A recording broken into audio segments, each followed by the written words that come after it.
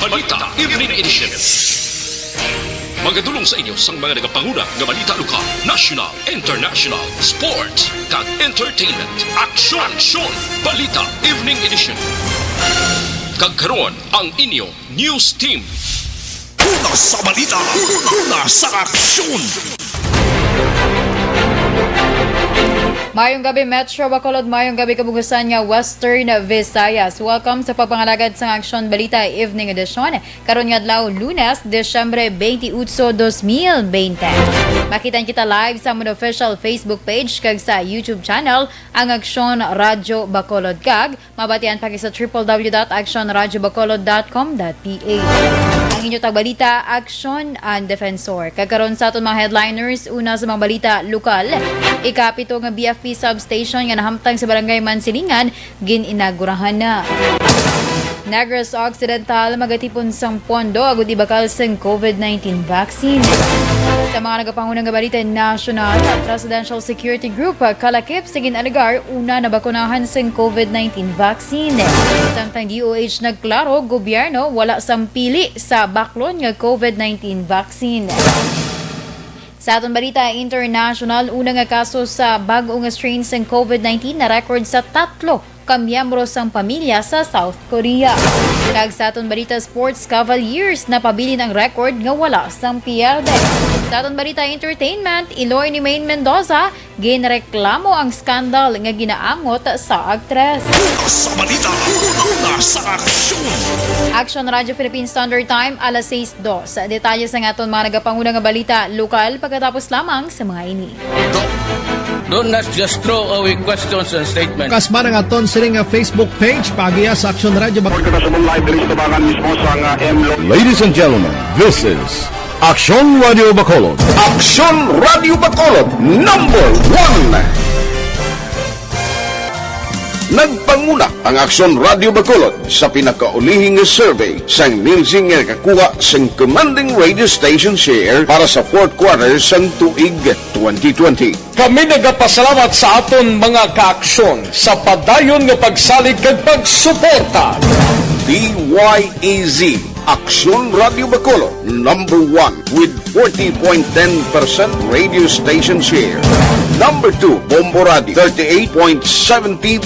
Number 3, RMN Bacolod, 14.50%. Aksyon Radio Bacolod, number 1. During this crisis, the result of the survey proves that Aksyon Radio Bacolod serves the public best and will continue to give you the best broadcasting activities. Madamo nga salamat mga kaaksyon for making us number 1. Aksyon Radio Bacolod, number 1. Do not just throw away questions and statements. Kasma ng aton siring nga Facebook page pagiya sa Aksyon Radio Ladies and gentlemen, this is Aksyon Radio Bacolod. Aksyon Radio Bacolod, number 1. Nagpanguna ang Aksyon Radio Bacolod sa pinakaulihing survey sang Nielsen nga kakuha sang commanding radio station share para sa 4th quarter sang tuig 2020. Kami nagapasalamat sa aton mga kaaksyon sa padayon nga pagsalig kag pagsuporta. DYEZ Aksyon Radio Bacolod, number 1 with 40.10% radio station share. Number 2, Bombo Radio, 38.70%.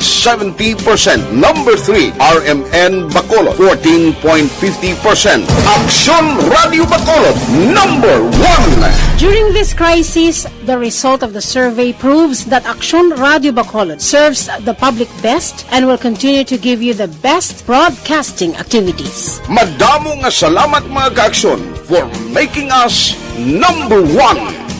Aksyon Radio Bacolod, number 1.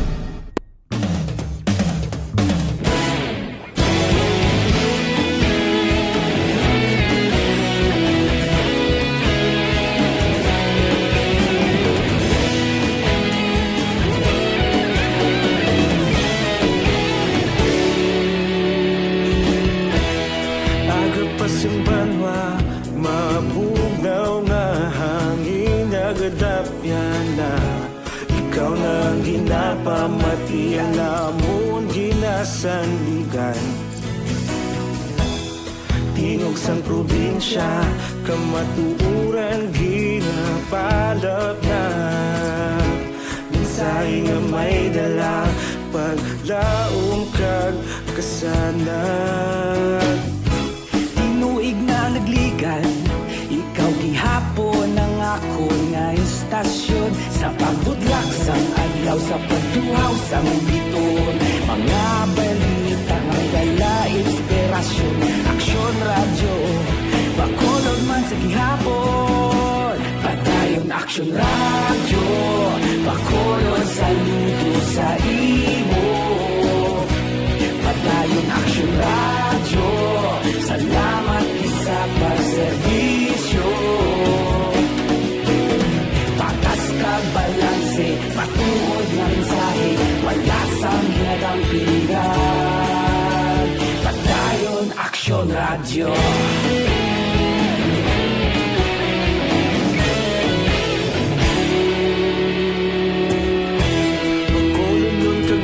Sanon inyong pamatian. Stasyon nga nagapalaplag sang kamaturan. Mabakod nga prinsipyo, reporter handa sa serbisyo. Kahapon, karon kag sa gihapon, kita magapadayon. Tinuig na nagligan, ikaw gihapon ang ako nga istasyon. Sa pagbutlak sang adlaw, sa pagtuhaw sang biton. Mga balita na may dala inspirasyon.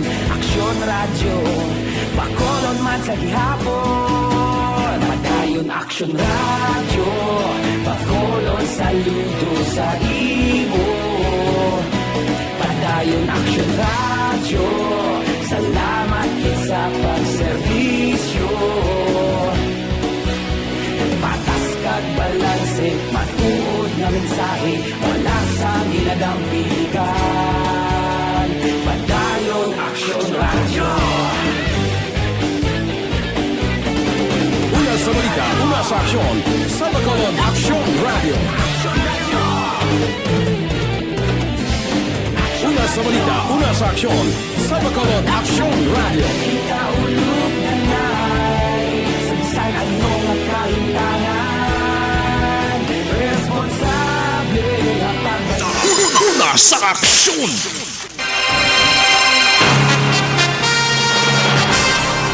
Aksyon Radio Philippines Standard Time, alas 6 utso. Kagkaroon salita na sa aton mga nagapangunang nga balita lokal.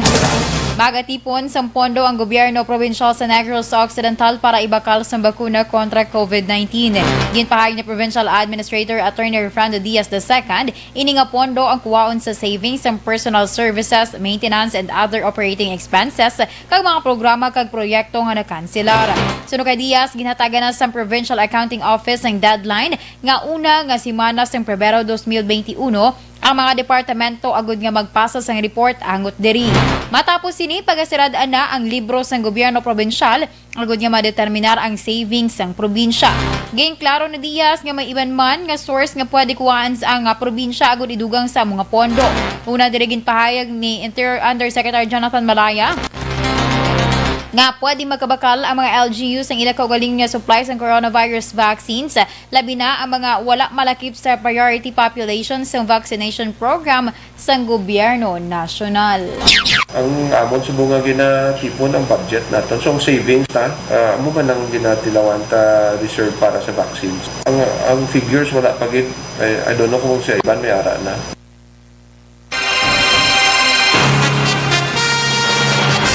Ang kabahin sa pagpahayag ni Provincial Administrator Attorney Fernando Diaz.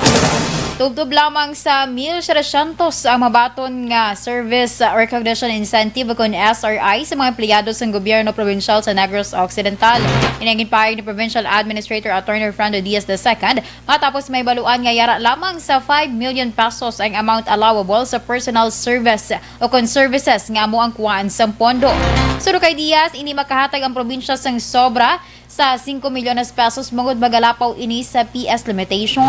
Dugang pa ni Diaz nga sandig sa guidelines sang Administrative Order 37 nga ginisyu ni Presidente Rodrigo Duterte nasulod sa computation sa PS Cup ang paghatag sang 10,000 pesos nga SRI. Ang PS Cup ang nag-refer sa maximum salaries kag benefits sa mga empleyado sang local government unit. Base sa Administrative Order sang Presidente nga ginpermahan Desyembre 18, 2020, dapat hatagan sang hindi magsobra sa 10,000 pesos ang mga empleyado sa gobyerno bilang padya sa ila loyalty kag exceptional financial kag operational performance.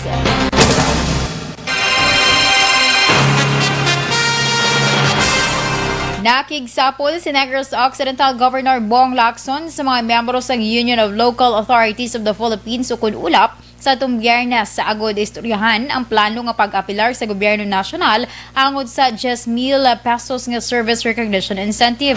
Ini matapos may baluan nga hindi makahatag sa amo kadagong nga kandidat ang gobyerno provincial bangod 5 million pesos lamang ang amount allowable sa personal services sa probinsya. Sunod kay Provincial Administrator Attorney Fernando Diaz II, nag-apilar ang gobernador nga kung mahimo tugutan ang gobyerno provincial nga i-exempt ang paghatag sang SRI sa computation sa PS Cup.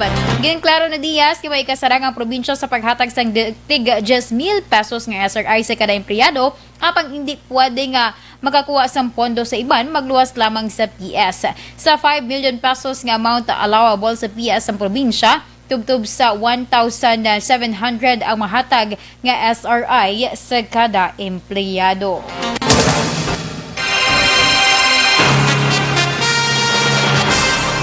Sa iban nga balita lokal, gininaugurahan na kaina ang ikapito nga Bureau of Fire Protection Substation nga nahamtang sa Barangay Mansilingan. Sunod kay BFP Regional Director Senior Superintendent Jerry Candido, isa lamang ini sa iyahandom sa tuyo nga may madasig nga makaresponde sa tion nga may matabo nga sunog sa lugar kag kaipi nga barangay. Magluwas sa bag-o inugurahan plano ni Candido nga patukod man sang fire station sa Dalan Circumferential sa Barangay Bata kay diri ibutang ang isa ka rescue truck nga may karga sang basic rescue and extraction tools matapos pahibaluan nga madamo sang aksidente nga nagakatabo sa mga lugar. Si Candido amo ang nanguna sa nasambit nga inaugurasyon. Nagapati si Bacolod City Vice Mayor Elcid Familiaran ang chairman sang local IATF nga mas kinahanglanon pa sang syudad ang pagpabaskog sa ginapatuman sini nga precaution kasunod sa panibago nga record nga COVID-19 strain o kuna variant. Sunod kay Familiaran, hindi dapat nga maghatag sang kumpiyansa ang publiko bisan pa man nga wala sang na-record nga kaso sa Bacolod kahapon nga adlaw.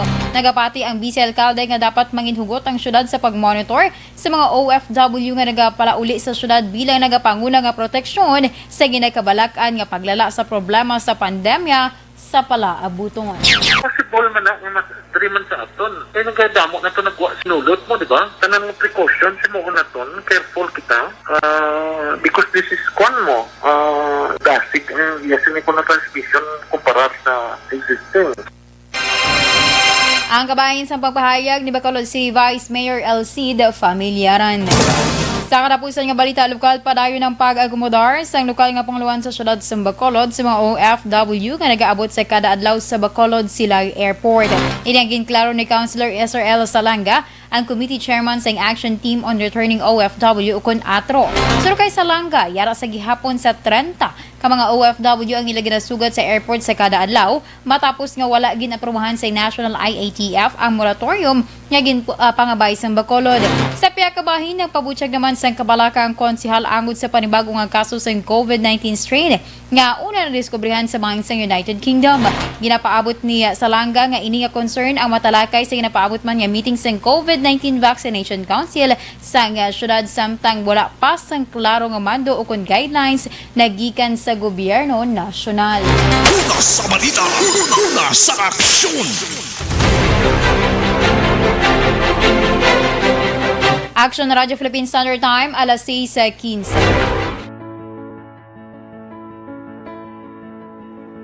Ilang bagyo man nagdumaan, tayo-tayo magtutulungan.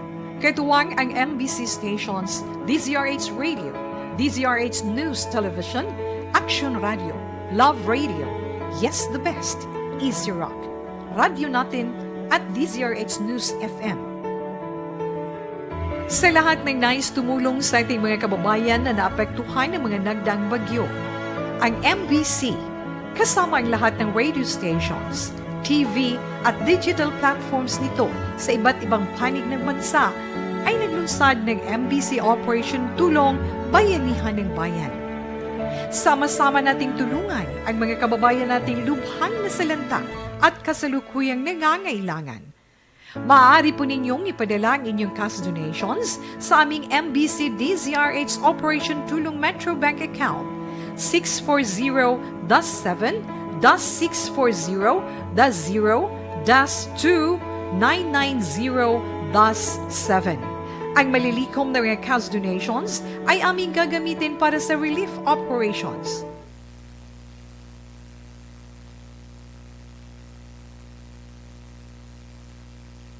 Mayong hapon sa aton mga ka-aksyon nga nag-monitor sa siniya nga tinion sa aton nga Facebook Live kay Ma'am Homa Lumena, kay Evelyn Pomoceno, advance sa Happy New Year. Siya. Sa kay Joe sa Baligwat. Good evening, Action, and Merry Christmas and Happy New Year, Joe from Bago City. Siya, salamat. Sa kay Sir Franklin Teloheo. Sakto ni pagbasa ko, Teloheo or Telojo. Good evening, Action, and keep safe. Sekay, Action Dennis. Nag-action ako ba? Ano ba eh? Oo. Sekay Dennis Richard Tibor Romas, ang president ng Energy Fans Club. Kag sa iya Vice President Sekay Regentan Villalon sa Manapla. Kag sakay Anthony Jones Havillo Ceblano nga nag-visit diri ka ina. Upod man sa iya nga co-teacher yato siguro. So, sige, madamo inyong salamat. Sekay Sir Remo Solas, good evening, watching from Silay City. Sige, salamat man sir. Sekay Miguel Nambonga, nga naga-monitor man sa sininga tinion. Sekay Athea Kim Iriman, good evening, always good nga naga-monitor. God bless. Salamat. Sekay Ma'am Emmy Esmeralda Dolido, mayong gabi. Okay. Sekay Zenaida Tumayan, good evening, Action, and watching and listening right now from Barangay Handumanan, Bacolod City. Sige, salamat. Sekay Celia Allen Amarela, good evening, I'm watching live. Sekay Rosalina Arellano Espadero, good evening man. Okay. Sekay Chris Vilma Treyes, good evening, Action, and watching live Est Home 3, Barangay Estefania, Bacolod City. Sige, salamat. Sekay Rigi Cabales or Gabales, watching here live, Action, and Merry Christmas and Happy New Year. Pa-shoutout kami diri kaupod akon mga board mates sa Mansilingan. Sige sir, Sir Reggie Gabales, kag imo dira nga mga kaupod. Sanday ina sila sir, ipanglawag kay panglawagon ko man di char. Anyway, continue lang sa pagpadala sa inyo yung mga mensahe kay lawagon na nakaroon ni Action na ana sa pag kung mag-break time kita. And thank you so much, Ged. Don't not just throw away questions and statements. Kasma ng aton sining Facebook page pagiya sa Aksyon Radio Bacolod. Ladies and gentlemen, this is Aksyon Radio Bacolod. Aksyon Radio Bacolod #1. Nagpanguna ang Aksyon Radio Bacolod sa pinakaulihing survey sang Nilsing nga kakuha sang commanding radio station share para sa fourth quarter sang tuig 2020. Kami nagapasalamat sa aton mga kaaksyon sa padayon nga pagsalig kag pagsuporta. DYEZ Aksyon Radio Bacolod #1 with 40.10% radio station share. Number 2, Bombo Radio 38.70%. Number 3, RMN Bacolod 14.50%. Aksyon Radio Bacolod #1. During this crisis, the result of the survey proves that Aksyon Radio Bacolod serves the public best and will continue to give you the best broadcasting activities. Madamo nga salamat mga kaaksyon for making us #1. Aksyon Radio Bacolod #1. Don't not just throw away questions and statements. Kasma ng aton sining Facebook page pagiya sa Aksyon Radio Bacolod.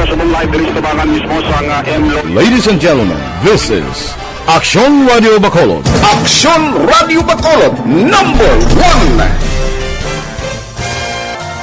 Nagpanguna ang Aksyon Radio Bacolod sa pinakaulihing survey sang Nilsing nga kakuha sang commanding radio station share para sa fourth quarter sang tuig 2020. Kami nagapasalamat sa aton mga kaaksyon sa padayon nga pagsalig kag pagsuporta.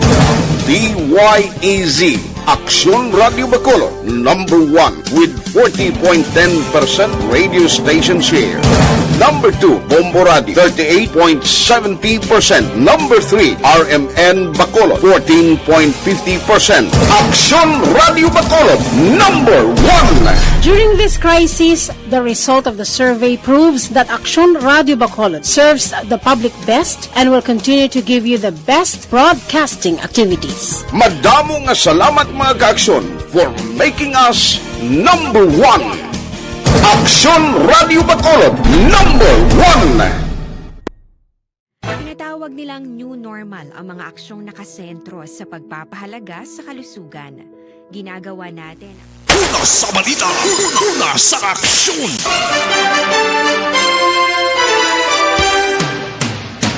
Aksyon Radio Philippine Standard Time, alas 6:21 kakaroon sa litan sa aton mga nagapangunang balita nasyonal. Ginpahayag ni Armed Forces of the Philippines kon AFP spokesperson Major General Edgar Arevalo nga ang mga soldado nga kalakip sa Presidential Security Group o kon PSG ang ginabakunahan sing vaccine batok sa COVID-19. Sino kay Arevalo, ang mga miyembro sa PSG amo ang una nga nahatagan sing vaccine bangod sa ilang mga nagapangunang nga obligasyon ang paghatag proteksyon kag pagsiguro sa seguridad sa presidente sa tanan nga pamahog lakip na sa COVID-19. Ginhimo na Arevalo ang palayag pila ka adlaw matapos ginpahayag ni Presidente Rodrigo Duterte nga may pila na kasoldado ang natagan sing vaccine kag sa pihak nga ang Philippine Food and Drug Administration ang natalana pa lang nga mag-aproba sang potential COVID-19 vaccine. Target sang gobyerno nga magbakal sang 6.7 kasahay isang COVID-19 vaccines. Ginhimo ni Health Undersecretary Maria Rosario Vergere ang payag kadungan sa pagklaro sang espekulasyon nga ang gobyerno nagapabor sa isa lamang ka produkto ikumpara sa iban. Sunod kay Vergere, ang nasambit nga mga vaccines may efficacy rate nga sulod sa standards sang World Health Organization o kunyara sa 50-70%. Naghatag reaksyon si Vergere kasunod sa pagkamalaot sang pila ka senador angod sa plano sang gobyerno nga magbakal sa COVID-19 vaccine gikan sa Chinese firm nga Sinovac nga may mas sobra lamang sang 50% ang efficacy rate. Ginatunan pa ang posibilidad nga ang kabataan amo ang mas madasing nga matapikan sang bag-o nga strain sang COVID-19 gikan sa United Kingdom. Sunod kay Health Undersecretary Maria Rosario Vergere, wala sa mabako nga wala pa sa nga mabakod nga ebidensya agud nga pamatud-an ang nasambit nga report. Sa madumduman, ginpostpone ni Presidente Rodrigo Duterte ang dry run isang face-to-face classes bangod ang gobyerno ginakonsiderar ang kabataan bilang kalakip sa vulnerable sector. Sa karapusan nga balita nasyonal, maka-avail na sa karon sing 50% nga discount sa RT-PCR test ang lokal nga mga turista. Sa kay Tourism Secretary Bernadette Romolo Puyat, sunod kay Tourism Secretary Bernadette Romulo Puyat, ang orihinal nga presyo nga 1,500 pesos para sa testing sa Philippine Children's Medical Center ang ginpanubo na sa 750 pesos. Dugang panipuyat, may 8.7 million pesos gikan sa Special Contingency Fund ang maga-subsidize sa 50% nga presyo sang RT-PCR test agud buligan ang sektor sang turismo nga naapektuhan sang pandemic. Ginapaabot nga makabenepisyo sini ang 11,600 ka lokal nga mga turista. Una sa balita, una sa aksyon. Aksyon Radio Philippine Standard Time, alas 6:25. Detalye sa aton balita, international sports kay entertainment pagkatapos lamang sa mga ini.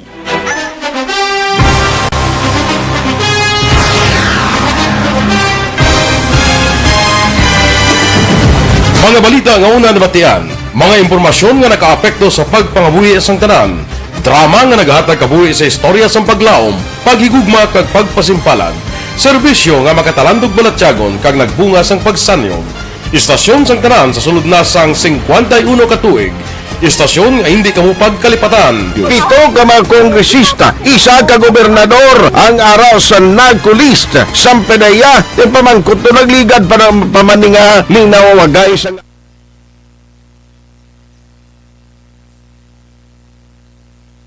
And welcome sa last portion sang aton nga pag-greet diri sa inyo sa aton man Facebook Live. Sakay, din ako to. Sakay Maria Virginia Singson Moises. Congrats sa Aksyon Radio for a job well done. God bless you more. Salamat gid Ma'am Maria Virginia. Sakay Ma'am Jocelyn Arisivita Olak. Good evening man. Sa kay Ma'am Elizabeth Malaka Gamala nga naga-monitor man. Stay safe and always. God bless. Sa kay Ma'am Vanessa Mayo, kay Ma'am Yvonne Boicher, sa kay sinapagit kay Ma'am Rose Guevara. Good evening. Sa kay sinapagit kaning isa naman. Kalipat ko sing ilang nga pangalan. Anyway, sa kay Ma'am Jory Monteliano. Good evening man. Dili ko na lang balabas si Yano kay para matandaan kung ilang nga mga pangalan. Kay gakalipat ko. O, kay Aksyon Bia Jonathan, dira, good evening. Sa kay, Ma'am, ano na gani, ngalan niya naman. Ma'am Liza Joy Ilon Amoroso, good evening man. And halong always. Sa kay, sino pa gid na naman? Gabi nga pangita ay, badal lang gid. Tuday ko gani Aksyon JM Joy. Anyway, salamat gid sa aton mga ka-aksyon na nga naga tutok sa amon from morning up to sa pag-sign off manamon sa kay Action Erica last nga program sa gabi. Anyway, sa liwata madamo gid nga salamat kag Merry Christmas, advance Happy New Year sa aton tanan.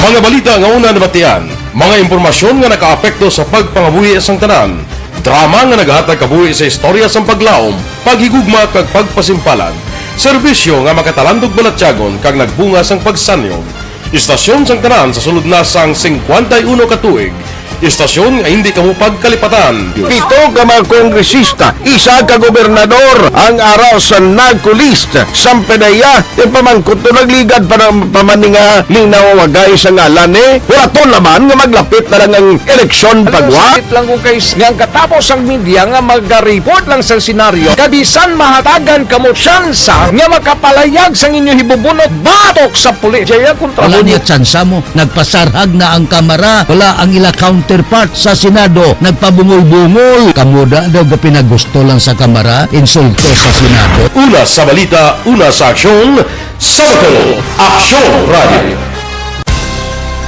Today, DOA is confirming that a 38-year-old female Chinese patient under investigation, or PUI, is positive for the novel coronavirus 2019-nCoV. I issued an order to Executive Secretary Major Dia clearly laying down the responsibilities of each department in implementing the Bayanihan to Heal as One Act. Makabig nga pinakadako nga hangkat nga natubang sang pungsod Pilipinas ang COVID-19 pandemic. Tanan nga sektor ang apektado. Tanan nga kinahanglan sang pagtamod kag nagakaigo nga pagserbisyo. Bisan pa ang industriya sang pagwaragwag nagapangatubang sang kaangay nga pagpanghangkat. Apang Aksyon Radio Bacolod wala nagbiya sa pagpangalagad sa kahanginan sa pihak sang kabudlayan, peligro kag risgo nga dulot sang pandemya.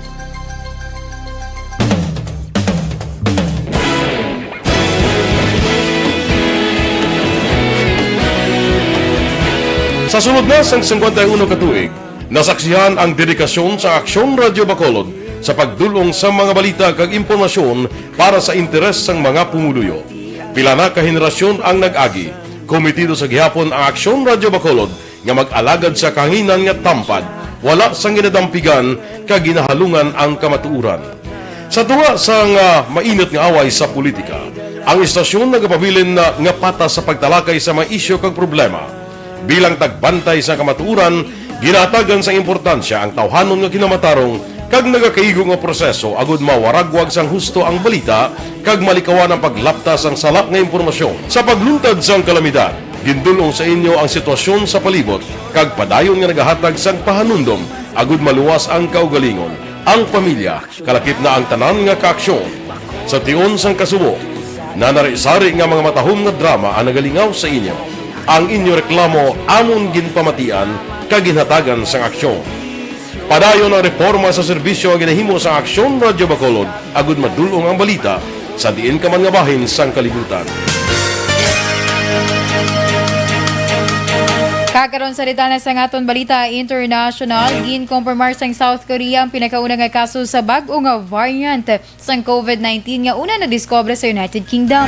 Sunod sa Korea Disease Control and Prevention Agency, ang kaso nagkompromar sa pamilya nga may 3 ka mga miyembro nga nagabot sa South Korea sang Disyembre 22. Nagabot ang 3 isa kadlaw antes magpatuman sang travel ban ang pungsod tubtob Disyembre 31. Ang 3 ka tawo ay naga-estar sa UK, ang isa karon naka-quarantine sa South Korea. Kag sa atong balita sports, nagapabilin nga wala sang piyarda ang Cleveland Cavaliers matapos nga ginlutos ang pinakauli nila nga kontra nga Philadelphia 76ers sa score nga 118-94. Nagpanguna si Cavaliers si Andre Drummond nga may 24 ka puntos kag may 14 ka rebounds. Nagdugang naman si Colin Sexton sa nga 22 ka puntos para sa Cavaliers. Nagkuha sa Cavaliers ang kadalagan apisar nga nagwa sa court ang ila all-star player nga si Kevin Love bangod sa naangkon nga strained right calf sa first half. Si Kevin Love ang mayara lamang sang 4 na record nga puntos. Kag sa atong balita entertainment, nagdango pa sa National Bureau of Investigation ang Iloy ni Maine Mendoza agud ireklamo ang isa ka video scandal nga naglapta sa online nga ginaangot sa aktres. Una nga ginpanginwala ni Maine nga siya ang sa scandal pero aminado nga may kaanggid sa iya ang babae nga yara sa video. Ginhingyo ni Mary Ann Mendoza sa NBI Anti-Cybercrime Division nga kakason ang video sa online kag i-trace kung sino ang yara sa likod sini. Una sa balita, una sa aksyon. Action Radio Philippine Standard Time, alas 6:34. Kag inyo ginpamatian ang kabugusan nga detalye sa ngaton mga natipon nga mga balita. Diri lamang sa Action Balita Evening Edition, karong adlaw Lunes, Desyembre 28, 2020. Ang inyo tagbalita, Aksyon ang Defensor. Una sa balita, una sa Aksyon, sa Bacolod, Aksyon Radio.